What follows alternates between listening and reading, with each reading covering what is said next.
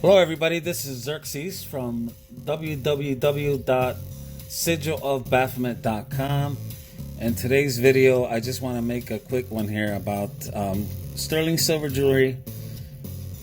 And, well, this little guy here is stainless steel. As everybody knows, I am the first to ever make a Sigil of Baphomet signet ring.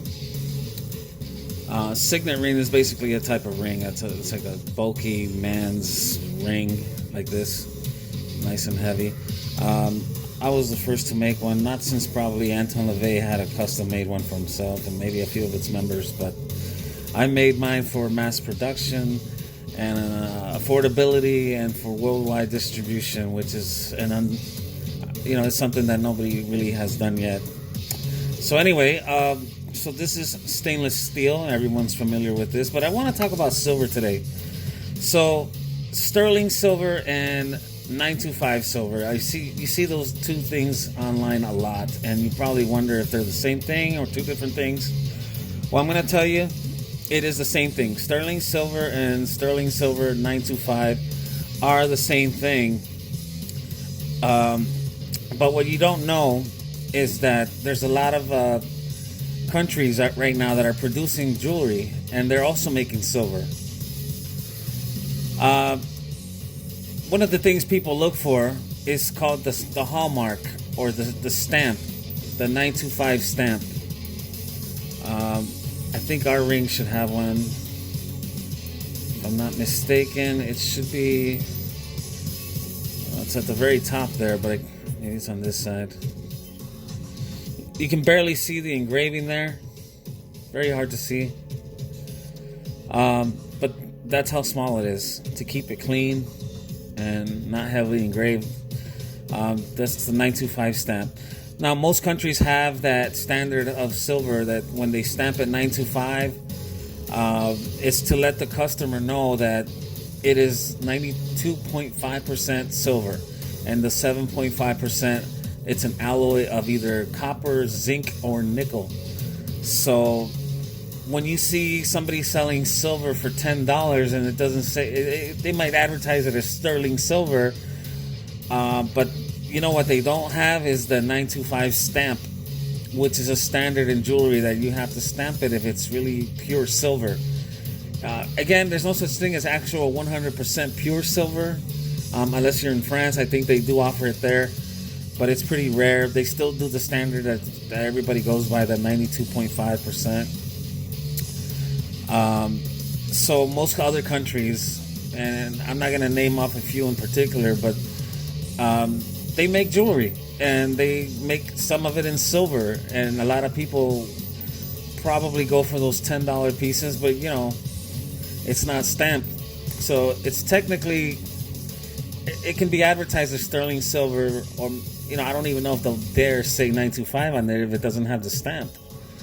But usually they just say sterling silver, and they leave it at that. There's no stamp on the ring or necklace or your chain. So, you're not really getting your money's worth because you don't know how much of an alloy is, and it could be half, could be more than half of it, could be an alloy. You can look at these two rings and you can see this is stainless steel. You can also notice that the color of the metal itself is slightly different. And of course, this is 100% stainless steel, surgical steel, 316L, which is the standard. Again, the numbers matter. Steel is graded. There's more than one type of steel. There's a lot of stainless steel 304, which is a lot like stainless steel 316L. However, 316L is the ultimate in clean metal or surgical steel. That's what surgical equipment is made out of, the 316L. There's a lot of jewelry made in 316Ls for stainless steel as well. However, I'm starting to see some sellers on Amazon saying they're stainless steel 304. It's okay. It's just that they're really trying to cut their costs down because they don't want to pay for the additional cost of good quality stainless steel 316L. So anyway, I just wanted to share that little bit of info. If you ever wonder why My rings are pretty expensive. Of course, these are made to order only. This is for a very niche market. Of course, you have to be a Satanist to buy this. And I just can't stock these and have them sit. The production is very expensive, and it's a precious metal. And these are made with some American technology and very talented people in jewelry. The same people that produce jewelry for companies like Zales, Jared, Tiffany. I go through the same exact manufacturers that make jewelry for them. And again, I'm not at liberty to say what that company is. None of these jewelry companies have ever mentioned who their manufacturers are.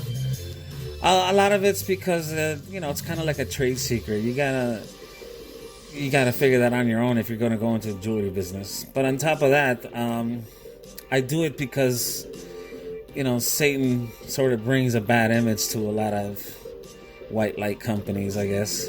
So, I don't want to tarnish anybody's reputation, but I'm glad that they're able to work with me and give me the product that I need. So again, modern American technology with the use of talent by Americans, made in the USA, sterling silver, stamped with a 92.5% silver. And there you go. Now you know, and thank you for watching this video.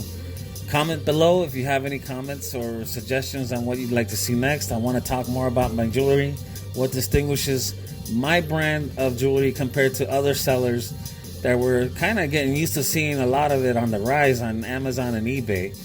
And there's a good reason for that. I think I kind of created the space and I really blew it up online, and everyone seems to be mocking or copying my versions.